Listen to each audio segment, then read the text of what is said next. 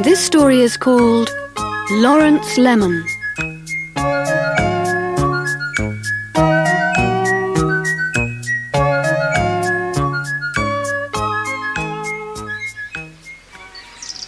Lawrence Lemon had long legs.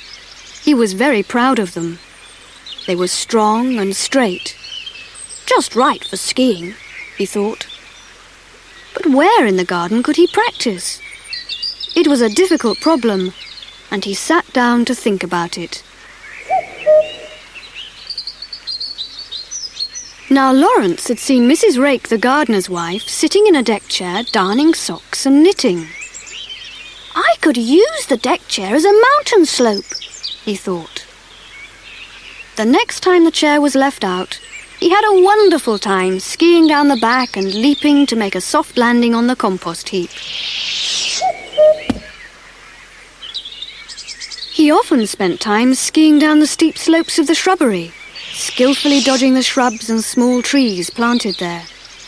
It was great fun, and the birds and insects cheered him on as he raced past them, with his scarf streaming out behind him and his bobble wobbling on his hat. One day Lawrence found a piece of corrugated tin resting against the garden wall. He was delighted and spent the whole day climbing up the garden wall and skiing all too quickly down the tin and landing in the soft brown soil of the freshly dug garden. The potting shed roof was his next ski slope. It turned out to be very dangerous because after his first attempt, Lawrence landed with an enormous splash in the rain barrel. It took Peter Potato and Roger Radish half an hour to get him and his skis out. But Lawrence Lemon was not discouraged. His friends said, "Why can't he go to Switzerland for a holiday? That's the place for skiing." So they all gave a little money to help pay for his holiday, and they took it to him the next morning. Lawrence was so excited, he jumped in the air for joy. The next 2 days were spent in packing.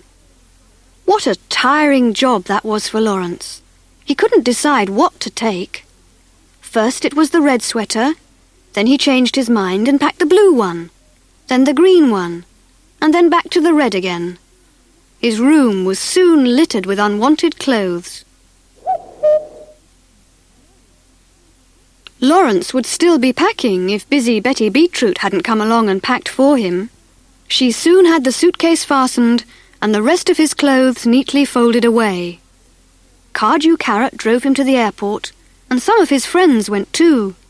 They were almost as excited as he was. When Lawrence saw how huge the aeroplane was, it took his friends quite some time to persuade him to get aboard. Once safely strapped in his seat, however, he began to feel much happier. And when the aeroplane finally took off, he was thrilled to see the white, fluffy clouds beneath him. When Lawrence arrived in Switzerland, he could hardly believe his eyes. What breathtaking scenery! There were little wooden chalets dotted about in the snow, pine-scented forests, clear blue skies, clean, sharp air, and miles of magnificent mountains and valleys covered in crisp white snow. Early the next morning, Lawrence could be seen going up one of the ski slopes in a chairlift. Soon he was skimming down over the snow like a bird in flight. His heart was full of joy as he felt the cool wind on his face and heard the swish of the skis beneath his feet. He was certainly an expert.